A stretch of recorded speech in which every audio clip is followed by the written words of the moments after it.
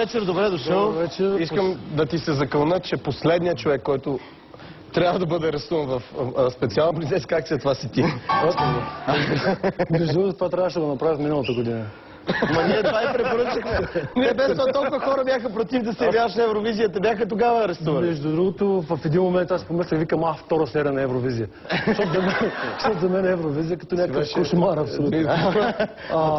Но искам първо да кажа, че вие говорихте за министър Цветанов, но той лично ми се обади да ми се извини и за което благодаря. Значи това не е хубаво. Това да му благодариш, че той ти се е извинил, че са те арестували някакви хора по погрешка, не е хубаво. Защото просто по принцип не очаквам това да стане. А това става, нали? В България нищо не очаквам да стане. Много искрено искам нещо ти кажа. Ние като разбрахме, че сте специалните части на просто ни полицаи, в операция Недосегаемите, толкова се смяхме. Знаеш ли, аз се смях 2 часа по-късно. Ама тогава не ти беше смешно, нали? Но в началото, защото беше сутринта в 9-9:30, аз чувам, че се разбива едната врата. Спри до тук и ще ни разкажеш всичко останало след... Моля и в детайли. Да, всичко останало след рекламите. Добре, ти не построи ли стена? Уважаеми зрители, разговорът продължава след рекламите, когато ще коментираме Big Brother с нашите гости Касиел Ноашер, Соня Култоклиева, Деси Банова и Ивена. Ще ви покажем и много неизлъчени видеоматериали. Освен това ще продължим разказа за твоя арест. А веднага ще му пристигнат изгонените от къщата семейства. Ще направим първото интервю по погрешка по време на МВР акция Недосегаемите, между другото. Виж колко хубава акции са си избрали за тебе. А след това, уважаеми дами и господа, ще започнем традиционният анализ на Big Brother Family. А по-късно, значи гледайте колко много неща ще станат днеска, ще бъдат изгонените семейства на гости при нас, Шопови и Цветанови. Но преди това Краси. Моля те, дай в детайли. Какво става? Какво стана сутринта? Подробен разказ. Значи 9:30 сутринта, аз спя дълбоко и сънувам, че някой разбива вратата. Не си сънувал. В началото се сънува. Да, абсолютно чувам, че се разбива едната врата и се стряскам, ставам прав и чувам, че разбива и втората врата. В един момент си казвам, колко и часа поглеждам, 9:30, кой може да ме напада в 9:30 сутринта? Тоест по светло вече, да. По светло, да. Кой? Цветанов? Да. И слизам по стъпалата, защото е мезонети на втория етаж, слизам надолу и само чувам бягане по стъпалата. И аз... Викам, просто в един момент помислих, че ще ме отвличат нещо, просто... Ти си решил, че умираш? Да, просто не знаех какво ще очаквам след... Имам една завеса, която трябва да се отвори да видя какво ще стане. И какво видя от завесата? Аз бях цяло заспал, в един момент виждам цяла група с качулки. Колко човека горе-долу? Не знам, бяха много народ, около 20 може би. Ама ти се оказа... Опасен артист. Извинявай, ама ти се оказа кораво копеле. Опасен артист. И аз така мислех. Да? Така мислеше преди да на Цветанов хората. Да, в момента, когато слизам, долу, ръцете отзад. Нали, както си подобава, вероятно. Ти как си облечен? По пижама, по гащи? Аз бях нещо като пижама, да. И бях на земята, веднага вместо качулка ми сложих плакат на главата. Чакай, твой плакат? Мой плакат, да. А това е...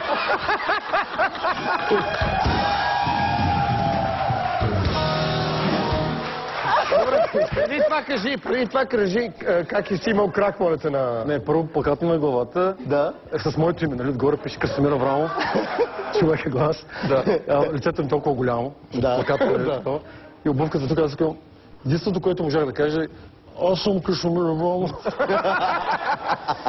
Но това като че ли в един момент цялата енергия драматична спадна и някой каза, това е певеца, бе. Ама ти разбираш. Значи те бяха ли някои неща остават в телевизионната история и това е сега в момента ковеш история. Как някой полицай такова...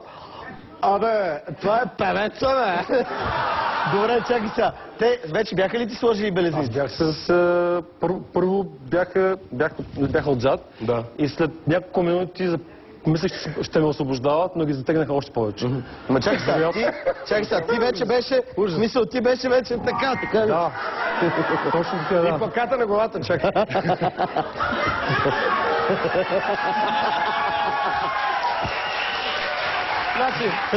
Краси, извинявай. Извинявай, обаче ти самия го приемаш много на шега и затова и ние си позволяваме. Имаме ли знаеш плакат? Носиш ли твой плакат? Аз съжалявам, че не нося. Те сме ги взели. За автографи на всичко. Но кажи какво. Единствено, което се радвам, че примерно обикновено майка ми остава там или баба ми, ако те бяха там на дивана, седят и влизат тези въоръжени мъже, тогава и двете, според мен щяха да останат на място всички така замръзнали. Добре, ти как изглеждаше дома ти след като тия хора накуха? Направиха ли хаос, претърсиха ли? Не е тотален хаос. В смисъл, Те са подредени милиционерите.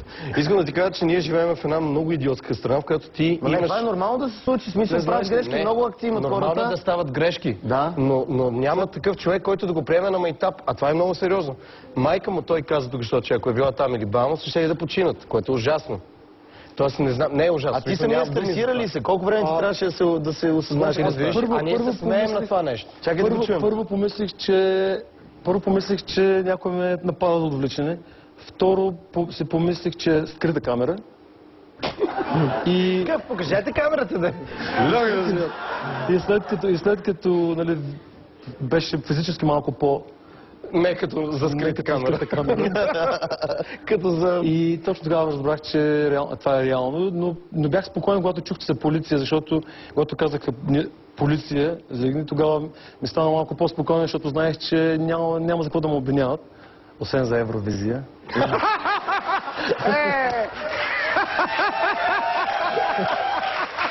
Моля те, кажи, ще ти платят ли вратите, които разбиха у вас? Да, колкото разбрах, ще поемат нали, изцяло оправянето на вратите. И ще се радвам, ако могат да ми оправят. Аз исках да питам за клипа. Какво ще с друго ти оправят, извиняй само? Ето клипа ми, новия клип идва, който ще се снима другата седмица.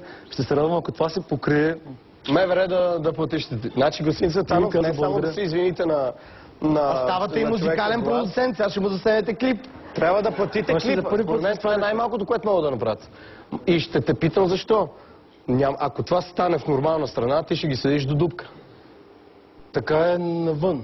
Но в България аз тотално се обърках всички представи за...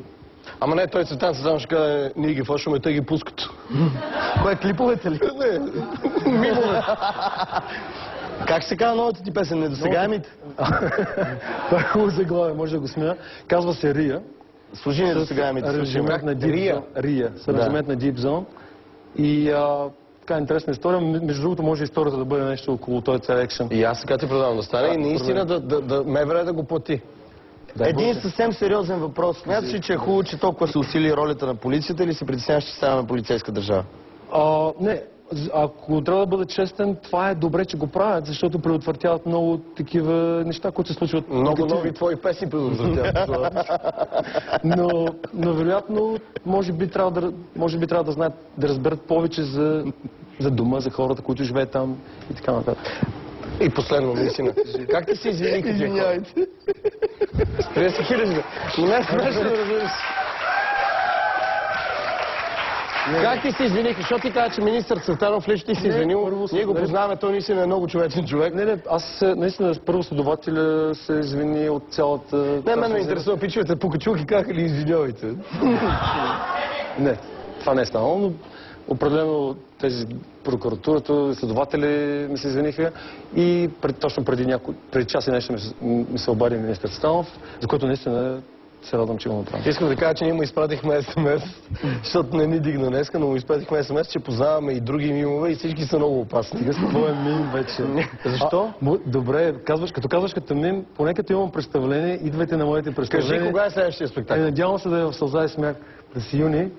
И където видите спомени Красимир Аврамов, идвайте, защото наистина е смешно. Ама ние да идваме... Не съм чак толкова сериозен, колкото изглеждам.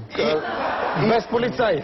Без полиция ще дойдем без специални части, уважаеми зрители, да изпратим съаплодисменти Краси Аврамов!